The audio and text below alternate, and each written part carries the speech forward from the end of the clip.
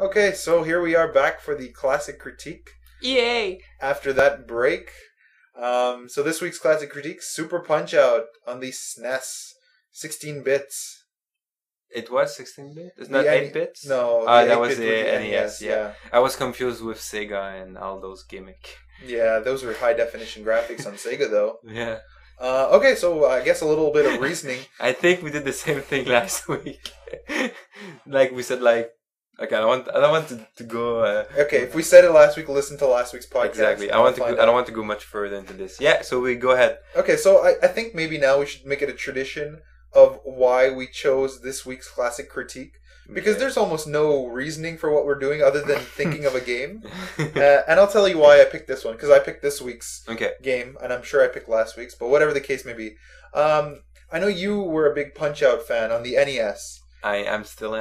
You still are, so that's Yeah. good. So And I never... Well, it's not that I didn't like Punch-Out on the NES. It's just I always preferred the one on the SNES. Because I found that the characters were a little bit more, like, vibrant, they're more lively, and they had more personality. it's true. And I found that there was more moves in the game because you had, you didn't have to worry about having stars. You could just do the super punch as long as your super meter was full. Yeah. And you would have rabbit punches, so you could go really fast, or you could have body punches, which would have special moves. And I just found that it gave it more variety, and it was more interesting to me. I don't know. Well, for a Super Nintendo game, the graphics looks very attractive. That's a big word, but just because it's true. The character is it's a lot of personality, and it looks beautiful. This game, I don't know. I mean, because I was always comparing this game to the NES one. So every time when I was a kid, I was renting this game.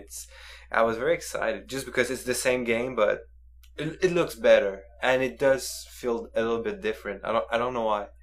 Maybe because the moves are a little bit different. Yeah, I think it was the I don't know moves, why. the sound, feels the different. animation. Yeah. It's just like every character, because in the original Punch-Out, it was just a question of learning the patterns, and everybody would punch in different ways. But in this one, you would have sometimes the characters would go to the back and then like come at you with different techniques, or there's the wrestler that you were mentioning before who would try to spit on you and would change your view. And you cannot attack. Yeah, it's true. It's little things like that not every boxer you're going against was going to actually fight a boxing match. Mm-hmm. Some would try to play cheap, like there's the karate guy who would try to kick you. And is he jumping on the ropes? Yeah, is it him? There's one where he jumps on the ropes and he tries to like kick you in the face, and it's a one-hit knockdown. So you just need to go back. Yeah, so it's just little things like that I found like it gave all those characters a lot more personality because they were also animated a lot different. Yes. But I guess that's the power of the Super Nintendo. The only thing missing in this game is the running scene. Oh yeah, that's true. There's none of that. They took it out. It's funny. Yeah, well, I guess they don't need codes anymore. And there was also no corner. Like between the rounds? Yeah, between rounds you wouldn't have your coach talking to you. It would just basically be like round 2 fight, round 3. Yeah. So that was different. And so it's a sequel, but it feels different at the same time. I don't know why. It feels almost like a remake, but like with upgraded graphics. Yeah. That's what it felt like at the time. And I don't want to say better character, but they look very different. Yeah, everyone has its unique feel and unique personality. So, did you like this one overall? Yeah, it was fun to play it back again. It took me about 2-3 minutes. I think you guys gonna see it in the YouTube videos if you're gonna watch it. Like the first guy, what is his name? I don't know. Gabby J. Gabby J. One more time. No. Okay. No, just because it was he was starting to. I went down. I went on the floor. You went down to Gabby J? Yeah. Wow. Yeah, but the first minute or two, I was rusty, and after 2-3 minutes, I was ready to go. We can't upload that video then.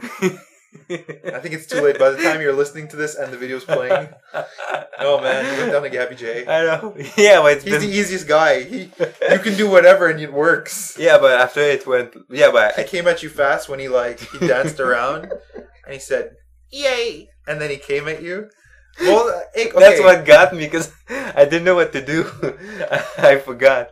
I forgot if I had to punch him in the stomach or in the face. Oh yeah. That's why. Well, that's a reason why I like Punch Out so much. It's like a puzzle game. Yeah, it's more of a puzzle game than it is a boxing game. Because if you play any other boxing game, like even Fight Night, the objective is to like almost use it as an endurance match and to expect, an unexpected combination from your opponent. Yeah. Whereas Punch Out and Super Punch Out, you weren't really expecting the unexpected because every character would have a different way of setting up a certain move. So you would see it coming and then you would dodge it and then you would counterattack. So it was more a question of like recognizing the patterns and almost trying to break the puzzle before he tries to beat you. It's funny because I don't know if you ever got that feeling, but when you're playing, because it's like a puzzle.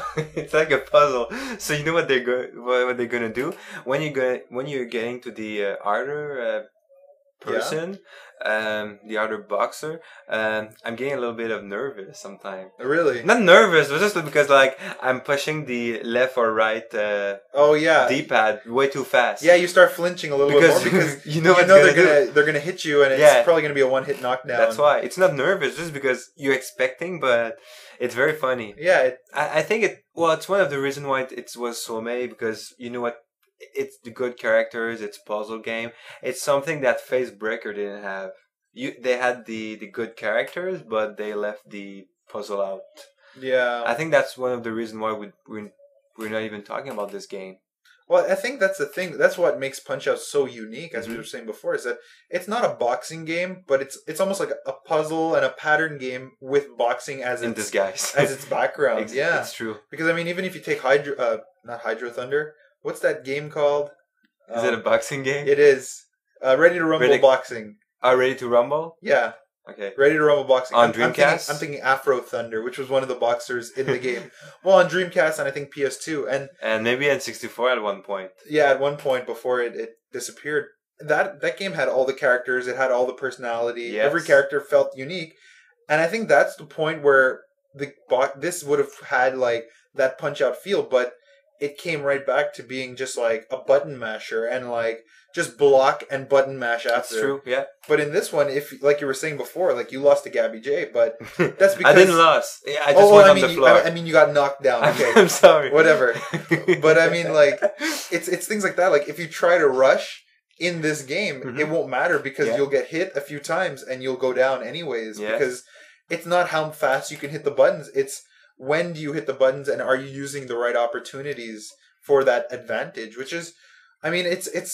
I don't want to say it's a casual game because it does get very, very difficult as you go on. Yeah. But the one that's going to come out for the Wii within the next, hopefully, year. I don't know how Nintendo's going with that, but this has the potential of being that one title that, you know, the hardcore gamers have been wanting and the casual gamers can appreciate. I think it's going to be casual though. Well, I mean, even if it's casual, a lot of those older fans, the more hardcore ones, they're going to play at least. You know, you're going to come back to see all the graphics, all the updates, because it's no surprise that an update on a Punch-Out will still get a crowd of people around it because it looks nice, it plays great, there's good sound effects, and it just has that. You have the returns of a few characters. I forgot his name. The guy with the crowd on his head. Oh yeah, King Hippo. Yeah, King Hippo. Yeah, he's coming back. It's fun because he wasn't there in Super Punch-Out. Yeah. Yeah, it's fun Super Punch-Out because a few characters also came back. So it's a little, that's why it feels different game, but it feels different. But it like we were saying before, it's a remake, but almost a sequel, and that's why it's somewhere in this universe of Punch-Out. But it feels right. It was very well made by Nintendo. Yeah, for the time. It's weird that GameCube or even N64, especially N64, because it was a very popular console. Yeah, they kind of forgot about this franchise for about, 6-7 years now, easily, maybe more. Probably 10. It probably when it was made like in '94 or something. Yeah, and it's more than 10 years. I would say. At least now it's coming back. I just don't know if it's going to be maybe a WiiWare title. I think they're going to put a disc. Yeah, disc version. It's the only way to do it justice because you need that memory. You need all the room that the DVD can offer. Yeah. But a Punch-Out title could be like $29 and it could sell. It could be a big hit, yeah. But it's a Nintendo title, so it's going to be $49. As long as there's no motion control, yeah, that could be a very bad thing. Or at thing. least you can turn it off. Or you take the Wiimote and you turn it sideways, so it's like an NES controller. That's all you need. That's all you need. You only need 2 buttons, one for punch and one for super punch.